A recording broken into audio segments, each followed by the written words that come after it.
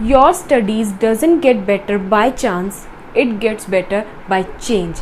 आप अपनी स्टडीज़ को खुद अगर चाहो तो चेंज करने की अगर आपके अंदर इच्छा हो तभी आप वो चेंज कर सकते हो। बाय चांस कुछ भी नहीं होता है। अगर आप अपने स्टडीज़ के पैटर्न को, अपने एग्ज़ाम में लिखने के पैटर्न को और आप कोई भी चीज़ को रिमेंबर करने के पैटर्न को जब तक चेंज करने की अगर आप में इच्छा ना हो तो आप कुछ भी चेंज नहीं कर सकते हो अपने लाइफ में। आप में अगर ये सब इच्छा है, अगर आप अपने आप को चेंज करना चाहते हो तो join turbo batch. Turbo batch is purely for class 9 के स्टूडेंट्स के लिए ये बैच बनाया गया है बाय मैथमेटिक्स अनलीज्ड बाय आरपीवी मैम। आपको ऐसा लग रहा होगा कि अभी शायद सिलेबस रिड्यूस हो क्योंकि स्टडीज़ ऑनलाइन जा रही है, तो मैम ने A to Z सारे चैप्टर बिल्कुल वैसे के वैसे क्यों लिख दिए हैं और रिड्यूस सिलेबस क्यों नहीं लिखा है? The reason is we are in the world of covid, और कोविड के टाइम पे हर एक चीज़ को रिड्यूस कर दिया जा रहा है ताकि आपको ईजी पड़े। लेकिन आपको ये नहीं पता कि फर्दर आगे जाके आपको कितने कॉम्पिटिटिव एग्ज़ाम्स फेस करने हैं और उनको क्रैक करना है। उनको क्रैक करने के लिए बेसिक नॉलेज तो चाहिए ना। वो बेसिक नॉलेज में से भी अगर आप कट करते रहोगे, क्योंकि आप ऑलरेडी CBSE में हो, आपसे भी ज़्यादा दूसरे बोर्ड के बच्चे पढ़ रहे हैं और ऑलरेडी आप थोड़ा सा कम पढ़ रहे हो, उसमें भी आप अगर कट कर दोगे तो बचेगा क्या? और ये चीज़ आपको अभी तो बहुत अच्छी लगेगी, 2 या 4 साल बाद जब आप कोई कॉम्पिटिटिव एग्ज़ाम के लिए ट्राई करोगे और वहाँ पे जो कट वाली चीज़ है, मान लो प्रोबेबिलिटी चैप्टर हटा दिया, मान लो स्टैटिस्टिक्स हटा दिया, सरफेस एरिया वॉल्यूम हटा दिया, उसमें से कोई मेजर पार्ट हटा दिया और आप आगे गए फर्दर, आपको SSC की एग्ज़ाम देनी है। For example SSC is not that one competitive exam वाला SSC। तो आप अगर वो देना चाहते हो, उसमें आपको सरफेस एरिया एंड वॉल्यूम का पूरा क्लास 10th का नॉलेज तो चाहिए ही चाहिए, साथ में थोड़ा सा एक्स्ट्रा रहता है। क्लास 10th में ही आप कट वाला नॉलेज लेके आगे जाओगे और SSC का सोचोगे तो दे सकते हो क्या?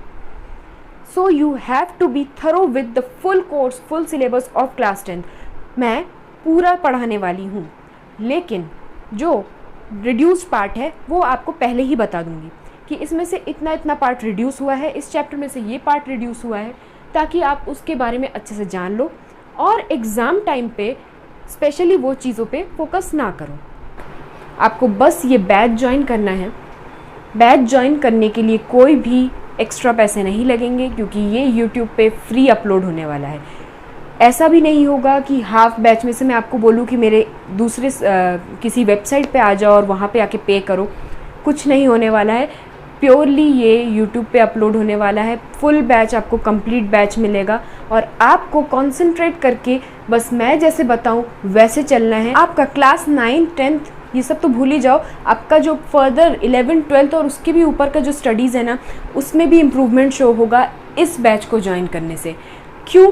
क्योंकि ये बैच है foundation batch, not only for IIT JEE, ये फाउंडेशन बैच होगा हर एक फील्ड में जहाँ पे आप जाना चाहते हो।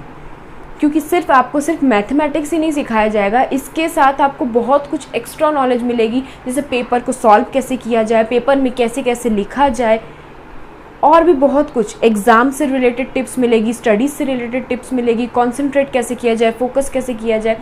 तो ऐसे बहुत से वीडियोज़ आएंगे, लेकिन उसके लिए आपको इस बैच को ज्वाइन करना पड़ेगा। और इस बैच को ज्वाइन कैसे करेंगे? Just you have to subscribe button पे क्लिक करो, नोटिफिकेशन बेल आइकन दबाओ और आपका काम पूरा हो जाएगा। लेकिन आप मेरे चैनल को सब्सक्राइब करोगे ही क्यों? ऐसा क्या है इस टर्बो बैच में कि जो आपके काम का हो? It's specially for class 9। सबसे पहली चीज़, चलो ये तो आपको दिख ही गया होगा क्लास 9 के लिए, लेकिन इसमें ऐसा क्या इम्पोर्टेंट होने वाला है, इसमें ऐसा क्या डिस्कस करने वाली हूँ जो मैथ्स में इंटरेस्टेड नहीं है वो लोग भी इंटरेस्टेड फील करने लगे। तो मैं इसमें हर एक चैप्टर को तो लूँगी ही, साथ में उसका एक रिवीजन लूँगी। लास्ट मोमेंट फॉर एग्ज़ाम में जो आपको एक रिवीजन की ज़रूरत पड़ती है, शायद 1 घंटे में या 30 मिनट्स के अंदर, तो वो कैसे करोगे? वो तो आपको कोई करा के दे तो बेस्ट होगा ना। तो वो भी मैं एक एक करके वीडियोज़ अपलोड करूँगी। तो आपको बस कुछ नहीं करना है, इस बैच को ज्वाइन करना है और मैं जिस प्रोसीजर में आपको वीडियोज़ अपलोड करती जा रही हूँ, आप उस प्रोसीजर में चलते रहो, ठीक है? और जैसे ही एक चैप्टर एंड होता है और दूसरा चैप्टर स्टार्ट होता है, तो मेरे इस चैप्टर का जो प्रीवियस चैप्टर होगा उसका लास्ट मोमेंट रिवीजन वाले वीडियोस मैं प्रिपेयर करना स्टार्ट कर दूंगी, और जैसे ही हम इसके मिड में पहुंचेंगे तो प्रीवियस चैप्टर के आपको लास्ट मोमेंट रिवीजन के वीडियोस अवेलेबल होने लगेंगे। दैट मीन्स कि सब कुछ पूरा प्री प्लान्ड है। टेस्ट एक इम्पॉर्टेंट पार्ट रहता है। कई लोग टेस्ट नहीं लेते हैं यूट्यूब पे, क्योंकि सबको क्या लगता है कि टेस्ट लेना पॉसिबल नहीं है। मेरे हिसाब से पॉसिबल है। अगर आपका अपने ऊपर कंट्रोल है, आप चीटिंग नहीं करोगे, कुछ नहीं करोगे, तो इट्स वेरी इजी। ठीक है, तो टेस्ट भी लिया जा सकता है, मैं टेस्ट भी लूँगी। अब बात रही नोट्स की। नोट्स मैं बोर्ड पे लिख के ही प्रोवाइड करूँगी, क्योंकि मैंने अगर आपको पीडीएफ दे दिया तो उसका एक एडवांटेज तो होगा कि आप उसे डाउनलोड ज़रूर करोगे, लेकिन दूसरा डिसएडवांटेज ये रहने वाला है कि वो डाउनलोड करके वो आपके मोबाइल के स्टोरेज में ही पड़ा रहेगा, कभी आप उसे खोलोगे भी नहीं। हाँ, आप में से कुछ लोग खोल भी सकते हैं, देख भी सकते हैं, पर उससे आपका फ़ायदा नहीं होगा। जब तक आप लिखोगे नहीं, आपको कुछ नहीं समझ में आने वाला।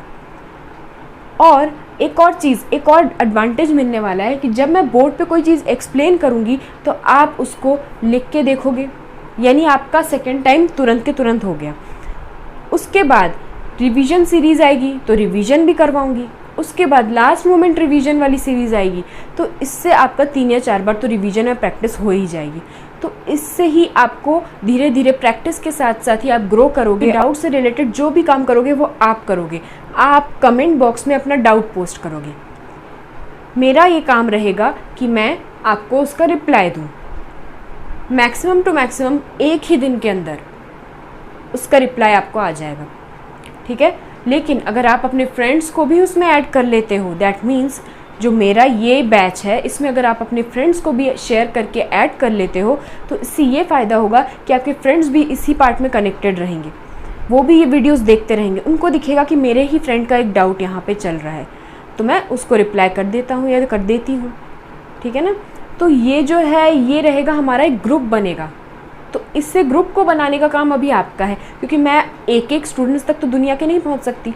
आप ज़रूर 10 स्टूडेंट से कनेक्टेड होंगे, तो जस्ट फॉरवर्ड दिस जो लॉन्च हो रहा है आज का बैच, इसका जो वीडियो है ये आप फॉरवर्ड कर दो सबको। तो आइए जान लेते हैं कि हम लोग सिलेबस को कैसे कवर करेंगे। और ये जो एम्प्टी सर्कल्स दिख रहे हैं ना, इसमें कुछ फिलअप करने वाली हूँ। स्टार्ट करते हैं। चैप्टर्स को थोड़ा सा मैं आपको ब्रीफ दे रही हूँ, क्योंकि कई लोग 8th में होंगे, वो 9th में कैसे पढ़ाया जा रहा है वो देखना है। तो इस वीडियो को ज़रूर देखो कि 9th में मैं ये चैप्टर्स कैसे डिस्कस करने वाली हूँ, कि कैसे है आपका सिलेबस, और साथ में लास्ट में कुछ है सरप्राइज़ आपके लिए, वो चीज़ भी मैं आपको बताने वाली हूँ, तो उसके लिए भी बने रहो। सिलेबस, ठीक है। नंबर सिस्टम पहला चैप्टर सबसे ज़्यादा इंपॉर्टेंट होता है, क्योंकि यहीं से आपकी लिंक बनती है। ठीक है, तो नंबर सिस्टम जो रहेगा, आपको सुन के बहुत बोरिंग सा लग रहा होगा, क्योंकि नंबर सिस्टम तो आप हर क्लास में पढ़ते आ रहे हो। नंबर सिस्टम यहाँ पे थोड़ा सा डिफरेंट जाने वाला है। यहाँ पे कुछ नई चीज़ें आप सीखोगे। ठीक है, डेसिमल वगैरह में, एक्सपेंशन में आप डिफरेंट चीज़ें सीखोगे। आप रैशनल इरैशनल नंबर्स के बारे में सीखने वाले हो, तो बहुत कुछ एक्स्ट्रा आने वाला है। तो इसके लिए आपको मैं 3 पार्ट्स में इन सारे चैप्टर्स को डिवाइड करूँगी। This is the easy one, challenging one, very easy one. बस इतना ही है। आपके फुल क्लास 9 का जो सिलेबस है इतने ही पार्ट्स में डिवाइड होता है, easy, challenging and very easy. ये चैप्टर कैसा रहेगा, इजी रहेगा, वेरी इजी रहेगा या चैलेंजिंग रहेगा, आपको नहीं पता, मुझे पता है, मैंने पढ़ा रखा है। ठीक है, तो नंबर सिस्टम इजी में हम डाल सकते हैं। ठीक है, तो अभी इजी देख ही रहे हैं, तो वेरी इजी भी पहले देख लेते हैं कि इसमें से वेरी इजी कौन से हैं।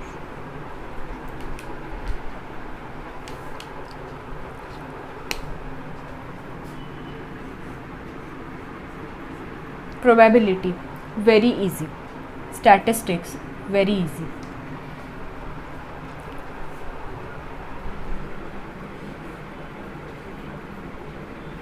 अब यहाँ पे वेरी इजी टू इजी किया है, क्योंकि ये चैप्टर थोड़ा सा थ्योरेटिकल है। कई लोग इसको इग्नोर करते हैं और इसमें से आ जाते हैं MCQs, जो कि आपको घुमा देते हैं। तो यहाँ पे आपको थोड़ा सा ध्यान रखना है, ये थोड़ा सा थ्योरेटिकल चैप्टर है, तो मैं वेरी इजी से लेके थोड़ा सा हायर लेवल लेके जाती हूँ इजी।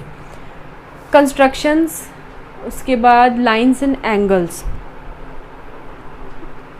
चलो लाइन्स एंड एंगल्स वगैरह को हम थोड़ा इजी में डाल देते हैं। ट्रायंगल्स को थोड़ा सा चैलेंजिंग में डालना पड़ेगा, सर्कल्स को भी हमें चैलेंजिंग में डालना पड़ेगा।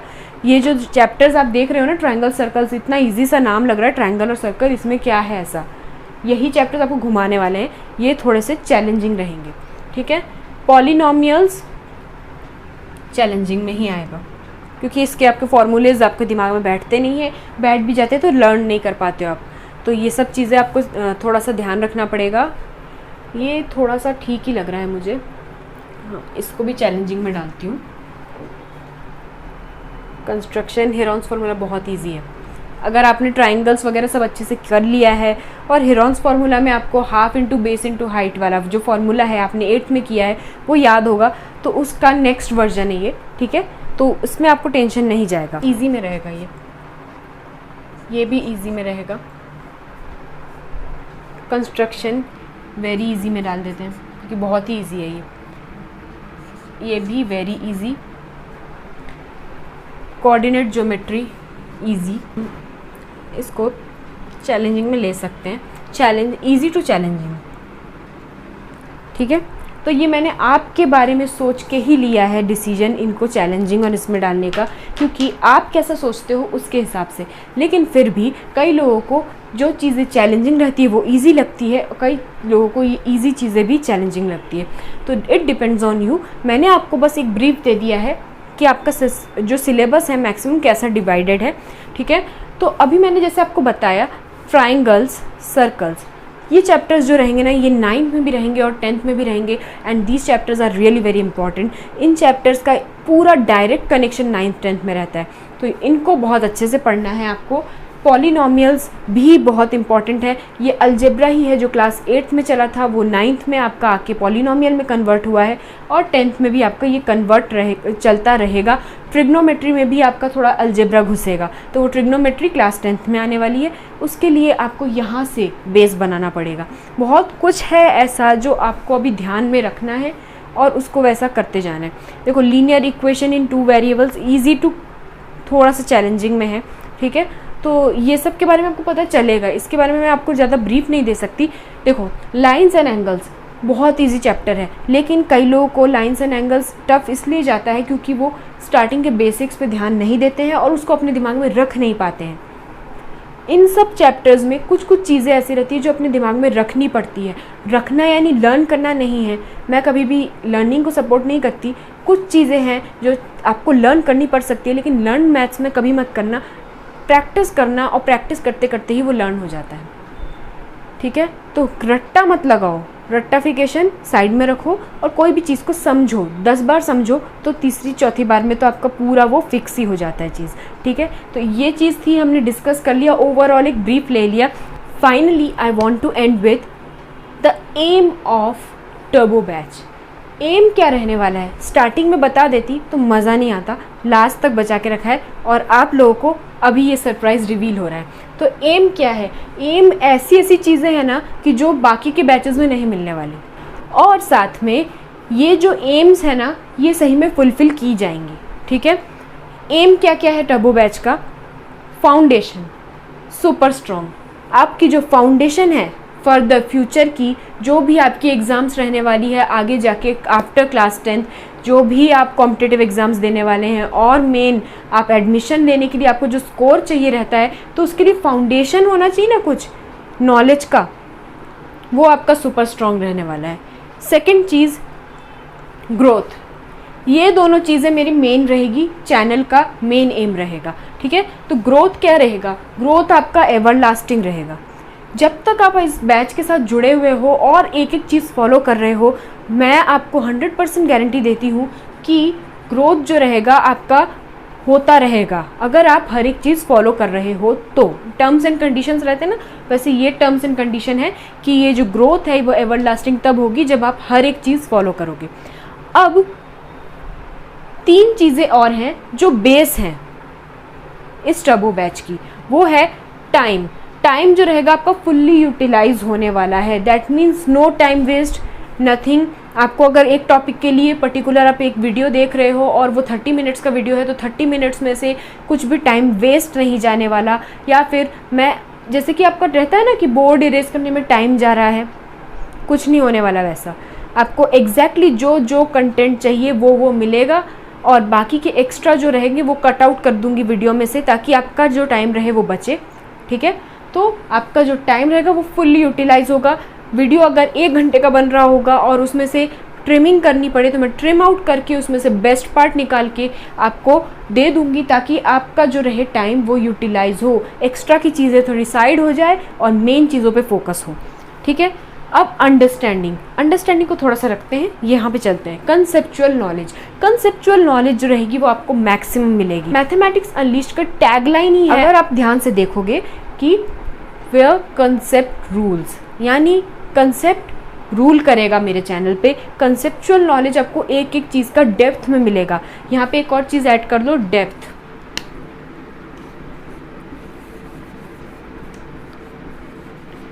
एक एक चीज़ का कंसेप्चुअल नॉलेज आपको इन डेप्थ मिलेगा, और साथ में मैक्सिमम दे सकूँ मैं, जितना मैक्सिमम हो सके मैं उतना मैक्सिमम आपको कंसेप्चुअल नॉलेज दूंगी।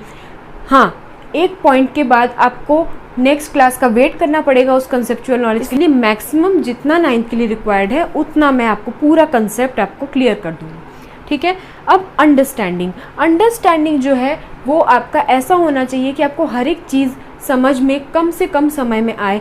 दैट मीन्स वो ईजी होनी चाहिए, बोर नहीं होना चाहिए। जो भी चीज़ समझा रही हूँ ना, 30 मिनट्स का भी वीडियो है तो उसमें आपको बोर नहीं करूँगी, तो इन्जॉयबल होगा। अब आ जाते हैं हमारे लास्ट पॉइंट की तरफ, इंटरेस्टिंग के पार्ट पे। तो जैसे ये इंटरेस्टिंग है ना, हमारा एम जैसा है इन कंटेंट को इंटरेस्टिंग बनाना, तो हर एक वीडियो में एंड की तरफ, जब वीडियो का एंड होने को आता है लास्ट 5 या 10 मिनट्स में, लास्ट 5 मिनट्स में मैक्सिमम एक क्वेश्चन मैं थ्रो करूँगी आपकी तरफ, और उस क्वेश्चन का आंसर आपको निकाल के कमेंट बॉक्स में कमेंट करना पड़ेगा। उसके लिए आपको थोड़ी रिसर्च लगेगी, थोड़ा गूगल लगेगा, आपको सब कुछ सर्च करना पड़ेगा, और लास्ट में जाके आपको वो जब आंसर मिलेगा तो आप क्या लिखोगे, होमवर्क डन करके एरो बना के लिख दोगे। तो वो पर्टिकुलर का सॉल्यूशन आप दे देना। अगर आपको कोई प्रॉब्लम जा रही है या फिर वो जो है सॉल्यूशन बहुत बड़ा है, तो आप टेलीग्राम के ग्रुप में डायरेक्ट पोस्ट कर देना। ठीक है, वहाँ पे पिक्चर्स तो पोस्ट की ही जा सकती है, तो वहाँ पे जाके आप डायरेक्ट पोस्ट कर देना, मैं देख लूँगी।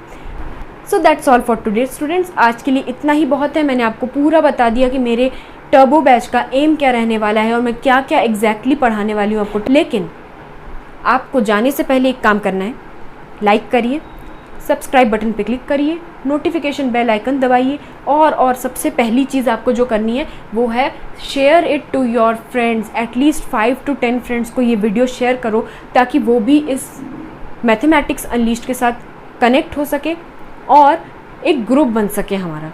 ठीक है ना, तो ये बस आपका एक काम रहेगा। ये काम मैं नहीं कर सकती, ये काम आपको ही करना है। सो आपको इस होमवर्क के साथ छोड़ती हूँ आज के वीडियो में कि आप जाओ और इसको जितना हो सके शेयर करो, मैक्सिमम लोगों तक शेयर करो, ताकि ये हमारा एक ग्रुप बन जाए। और इसके बाद हमें कोई भी डाउट आएगा तो इस ग्रुप में से ही आंसर निकल के बाहर आएगा सबसे पहले। और अगर फिर भी नहीं आया तो मेरा आंसर आएगा, थोड़ा वेट करना, मेरा आंसर भी आएगा। तो मैं विदिन 1 डे आपको आंसर कर दूंगी जो भी डाउट। बस आपको मेरे इस चैनल पे आके कनेक्ट होना है। That's all. चलो, बाय बाय।